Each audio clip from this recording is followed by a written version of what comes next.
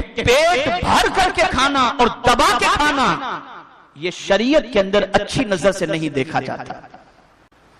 اور بہت زیادہ کھانے والوں کے حوالے سے بہت ساری وعیدیں بھی آئی ہیں اور بہت سخت ارشادات بھی آئے ہیں.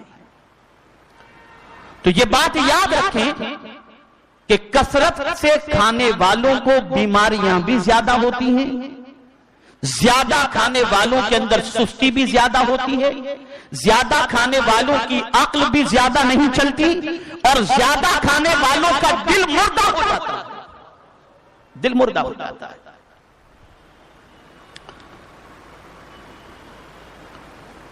رسول اعظم صلی اللہ تعالی علیہ وسلم کا ایک ارشاد سماعت فرمائیں.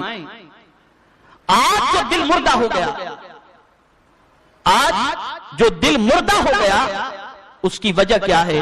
احیاء العلوم کے اندر امام غزالی رحمت اللہ تعالی علیہ نے ایک حدیث مبارکہ نقل فرمائی ہے. آقا کریم صلی اللہ علیہ وسلم ارشاد فرماتے ہیں لا تمیت القلوب بکثرت الطعام والشراب فإن القلب كالزرع يموت إذا كثر عليه الماء. رسول اعظم صلی اللہ علیہ وسلم فرماتے ہیں زیادہ کھا پی کر اپنے دل کو مردہ نہ کرو. دل کھیتی کی طرح ہے، جس طرح سے کھیتی میں زیادہ پانی چلا جائے تو کھیتی بیکار ہو جاتی ہے، ایسے ہی زیادہ کھا پی لوگے تو تمہارا دل بھی مردہ ہوگا. میرے پیارے آقا صلی اللہ تعالی علیہ وسلم کے پیارے دیوانوں، اس سے یہ بات واضح ہو گئی کہ کثرت خوری جو ہے وہ بہت ساری بیماریوں کی جڑ بھی ہے اور بہت ساری بیماریوں کا سبب بھی ہے. میرے پیارے آقا صلی اللہ تعالی علیہ وسلم کے پیارے دیوانوں، یہ جو نعرہ ہے کھاؤ پیو اور موج کرو، یہ جو نعرہ ہے یہ کس کا نعرہ ہے؟ کسی مومن کا نہ. اور یہ جو سچویشن ہے جو آیا کھا لو، دبا کے کھا لو، بلکہ کھانے ہی کے لیے پیدا ہوئے، یہ سوچ مسلمان کی نہیں ہے. قرآن یہ سوچ کافروں کی بتاتا ہے، یہ کافروں کی سوچ. وَالَّذِينَ كَفَرُوا يَتَمَتَّعُونَ وَيَأْكُلُونَ كَمَا تَأْكُلُ الْأَنْعَامُ وَالنَّارُ مَثْوًى لَهُمْ. اور وہ جو کافر ہیں ان کی پوزیشن کیا ہے؟ خوب فائدہ اٹھاتے ہیں، یتمتعون، خوب فائدہ اٹھاتے ہیں. اور کیا کرتے ہیں؟ وَيَأْكُلُونَ، اور خوب کھاتے پیتے ہیں، اور کہتے ہیں کھانے پینے ہی کے لیے تو ہم پیدا ہوئے. اور کس طرح کھاتے ہیں؟ تو قرآن کہتا ہے کما تاکل الانعام، جس طریقے سے جانور کھاتے ہیں. میں آپ کو اپنا ایک تجربہ بتاؤں. میں کینیڈا سے غالباً جو ہے وایا نیو یارک پیرس پہنچا، اور پیرس سے میں انڈیا آ رہا تھا. اتفاق سے فلائٹ کے اندر دو نان مسلم میرے بازو میں بیٹھے تھے. فلائٹ کا لینڈنگ ٹائم جو تھا وہ تقریباً 1-1:30 بجے کے قریب کچھ تھا، اور وہ دونوں گجراتی بولتے تھے، اور ان کو شاید یہ تھا کہ میں گجراتی نہیں جانتا ہوں. تو بات کرتے کرتے انہوں نے کہا یار کھانے میں فلائٹ میں تو مزہ نہیں آیا، اب رات کو اپنے امیگریشن کسٹم وغیرہ سے باہر نکلیں گے تو 3 بج جائیں گے. اب 3 بجے رات کو کہاں ایسی ہوٹل کھلی ہوگی جہاں اچھی طریقے سے کھا سکیں؟ تو کہاں مدن پورہ میں چلے جائیں گے، رات بھر وہاں ہوٹل کھلی رہتی ہے. سن کر کے مجھے افسوس ہوا، سن کر افسوس ہوا کہ آپ ذرا سوچو کہ ہماری پہچان کیا ہے، ہمارے حوالے سے لوگ کیا سوچ رہے ہیں. اور یہی وجہ ہے کہ زمانہ گزر چکا اور گزر رہا ہے. تحقیق کرنے والے اور حکمت و دانائی کی بات کرنے والے خال خال کچھ نظر آتے ہیں، باقی پوری دنیا سوئی پڑی ہے. اور زیادہ کھانے پینے اور موج مستی کی سوچ ہی نہیں. نوابوں کی نوابی چھین لی اور مغلوں کی حکومت چھین لی، اور اب سعودی کی بھی جا رہی ہے. یہ کوئی اور وجہ نہیں ہے. بہت ساری وجوہات کے اندر زیادہ کھانا پینا اور موج مستی کرنا یہ وہ چیز ہے جو انسان اور مسلمان کی تباہی کے بہت اسباب میں سے بہت بڑا یہ سبب ہے۔ میرے پیارے آقا صلی اللہ تعالی علیہ وسلم کے پیارے دیوانوں، جو آیا سو کھا لو اور تباہ کے کھا لو، یہ سوچ اچھی نہیں ہے۔ کیا کھانا چاہیے اس پر آئندہ اجتماع میں گفتگو کروں گا، لیکن مجھے افسوس ہے کہ آپ میرے آنے کا انتظار کرتے ہیں اور اس کے بعد پورا ماشاءاللہ بھر جاتا ہے۔ میرے آنے سے پہلے بھی یہاں بہت ضروری باتیں سکھائی جاتی ہیں، آپ آ جایا کریں تاکہ اور بھی دین کی باتیں آپ سیکھ سکیں۔ الحمدللہ اچھی تعداد میں آپ ہیں، سن رہے ہیں، لیکن جلدی آیا کریں تو کچھ اور باتیں بھی آپ سیکھ سکیں۔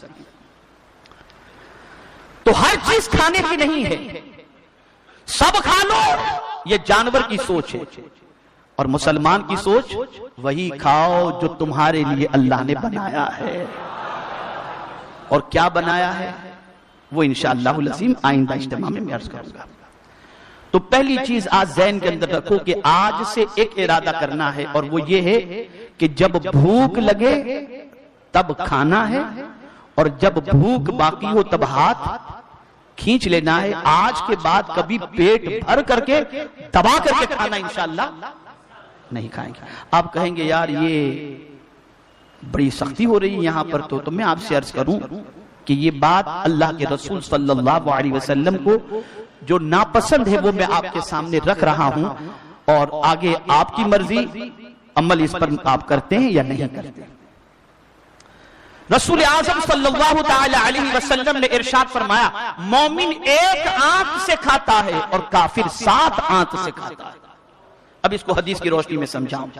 مکہ مکرمہ میں ایک شخص تھا جس کے دل میں رسول گرامی وقار صلی اللہ تعالی علیہ وسلم کے لیے قدورت تھی، نفرت تھی، اور سرکار صلی اللہ علیہ وسلم کو شہید کرنے کے ارادے سے وہ مکہ مکرمہ سے نکلا۔ لیکن قربان جائیے، مدینے میں ڈر ڈر کے انٹری تو کر لیا، پھر سوچتا ہے رہوں کہاں، رکوں کس کے گھر پر؟ اگر کسی کو پتا چل گیا میں آیا ہوں اور تلوار بھی میرے پاس ہے تو کہیں ایسا نہ ہو کہ اس سے پہلے کہ میں پناہ مانگوں میرا ہی کام تمام ہو جائے۔ تو سوچتا ہے چلو حضور صلی اللہ علیہ وسلم تو بہت نرم دل ہیں، میں کہوں گا مکے سے ایک مسافر کی حیثیت سے آیا ہوں، مجھے رہنے کے لیے جگہ دو، تو سرکار مجھے امان دے دیں گے، رکھ لیں گے اپنے پاس۔ کیا سوچتی ہے؟ میں یہاں بتاؤں آپ کو، سرکار صلی اللہ علیہ وسلم کی ایک عظیم سنت ہے، اگر مسلمان اس سنت پر عمل کر لینا تو میں سمجھتا ہوں کہ وارے نیارے ہو جائیں گے اور مسلمان کی عزت ہی عزت ہوتی چلی جائے گی۔ وہ سنت کیا ہے؟ کافر بھی حضور صلی اللہ علیہ وسلم کے بارے میں یہ نظریہ رکھتے تھے کہ سرکار بے ضرر ہے، کسی کو تکلیف پہنچاتے ہی نہیں۔ یہ حضور کے حوالے سے سوچتی، اسی لیے دشمن بھی وہاں پناہ مانگا، سرکار نے پناہ دے دی، مہمان ہے۔ کیا آقا کو معلوم نہیں تھا یہ کیوں آیا ہے؟ جانتے تھے سرکار، لیکن رکھا، اور رکھا ہی نہیں۔ سرکار نے پوچھا بھوک لگی؟ کہا ہاں۔ میرے اللہ علیہ وسلم نے خود بکریوں کا دودھ دہا، ایک بکری کا دودھ پلایا، پوچھا اور؟ کہا ہاں۔ سرکار نے 7 بکریوں کا دودھ اسے دو کر کے پلایا۔ اب وہ کافر تھا نا، دبا کر کے پی لیا اس نے، اور پھر سو گیا۔ تو جیسے ہی سونا تھا لوز موشن ہو گئے۔ اب سوچا کہ میں نے بستر گندا کر دیا ہے، اب تو میری خیر نہیں، تو وہ صبح ہونے سے پہلے اٹھ کر کے بھاگ گیا، لیکن تلوار بھول گیا۔ آقا کریم صلی اللہ علیہ وسلم نے صبح دیکھا تو بستر گندا اور وہ غائب۔ بہرحال اس کے بستر کی صفائی کا اہتمام ہوا۔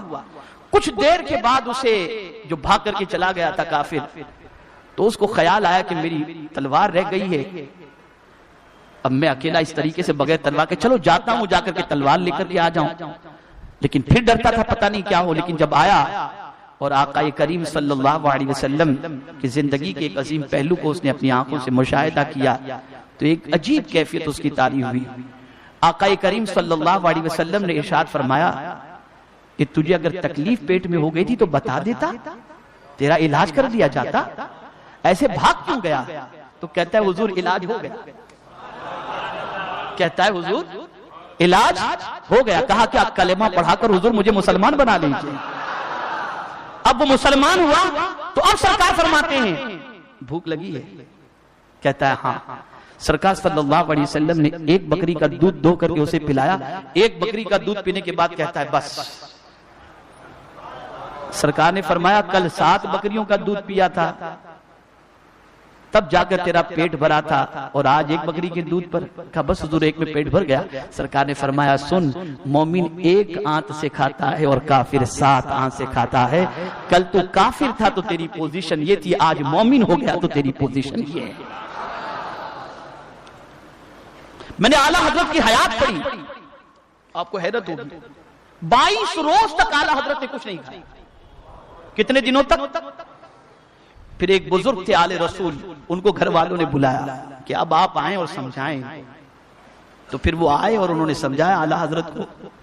کہا آپ کھانا تو تناول فرما لیں اور یہ بتائیں کہ آپ کھانا کیوں چھوڑ دیے. کہا میں نے اولیاء کی زندگی پڑھی تو میں نے بہت سارے اولیاء کرام کی حیات طیبہ میں اس چیز کو دیکھا کہ وہ کئی دن تک بھوکے رہتے تھے. تو میں نے سوچا کہ ان اللہ والوں کے نقش قدم پر ذرا چل کر تو دیکھوں.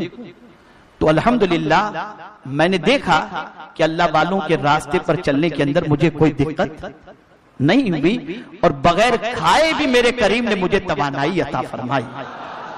تو اس کو آپ یہ ذہن میں رکھیں، آپ اور ہم کرنے جائیں گے تو تیسرے دن ہاسپٹل میں ہم کو کوئی ایڈمٹ کر دے گا. وہ اللہ والے تھے، انہوں نے اپنی زندگی اور اپنا پیٹ جن چیزوں سے بھرا تھا ان کی غذا بظاہر یہ معمولی تو تھی ہی، لیکن حقیقت میں ان کی غذا اللہ کی کتاب تھی اور مصطفیٰ کی محبت تھی، اور اس کی وجہ سے انہیں طاقت ملتی تھی. اور میں آپ کو کہوں، میں قرآن کی روشنی میں بتاؤں کہ قرآن طاقت دیتا. یا خذ الکتاب بقوہ، اے یا اللہ کی کتاب کو پکڑو قوت کے ساتھ. تو اللہ کی کتاب ہے ہی اس لیے کہ اللہ کی کتاب طاقت عطا کرتی ہے.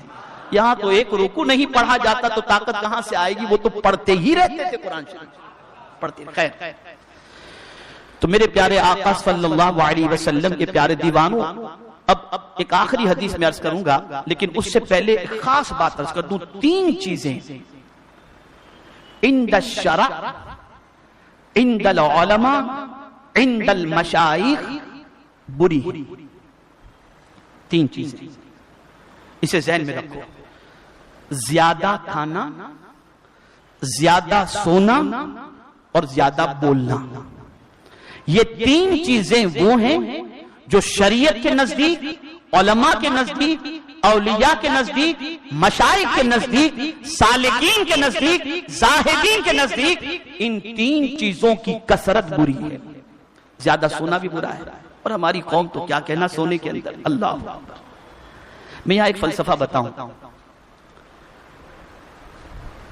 یہاں ہم زیادہ سونے کے لیے نہیں آئے. آپ ضرورت جتنی نیند اپنی مکمل کر لیں، لیکن سونا ہی زندگی نہ ہو. سونے کے لیے جگہ کون سی ہے؟ قبر میں کوئی کام کرنا ہی نہیں ہے، قیامت تک سونا ہی سونا ہے.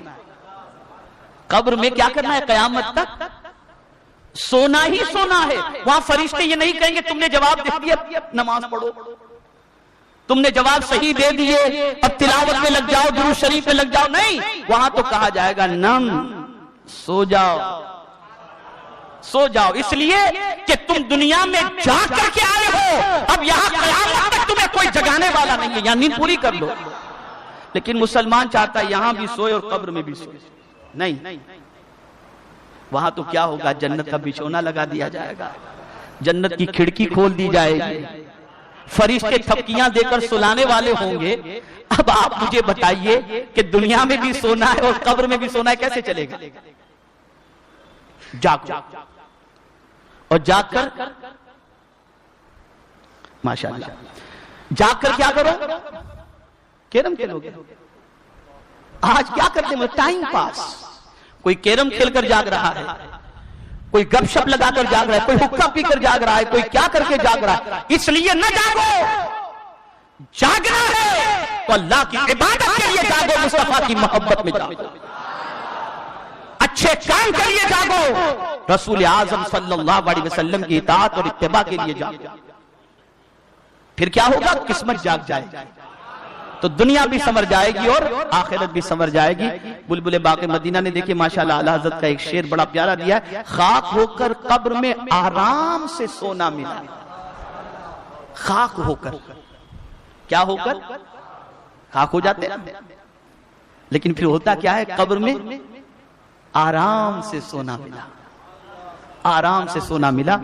جان کی اکسیر ہے الفت رسول اللہ صلی اللہ علیہ وسلم۔ تو اے رسول اعظم صلی اللہ تعالی علیہ وسلم کے پیارے دیوانوں، سونے کے لیے قبر ہے، میدان محشر قیامت تک اس میں سونا ہی سونا ہے۔ خیر، اب آخری حدیث میں عرض کر دوں اس لیے کہ وقت کا بھی خیال رکھنا ہے، اور یہ حدیث حضرت عبداللہ ابن عباس رضی اللہ تعالی عنہ سے